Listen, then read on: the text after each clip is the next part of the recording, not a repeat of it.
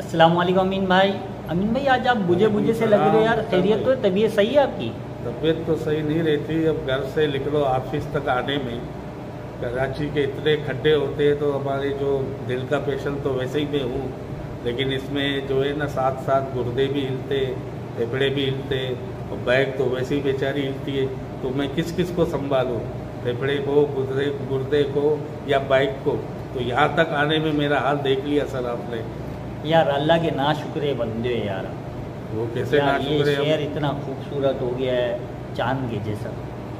वो किस तरह? भाई आप ये देखो कि जो चांद पे सहूलतें हैं वो सहूलतें हमारे शहर कराची के अंदर हैं। सही है। आप गार्डन पे आओ, वहाँ पे आपको खड्डे मिलेंगे। आप गोलीमार पे जाओ, वहाँ पे आपको खड्डे मिलेंगे।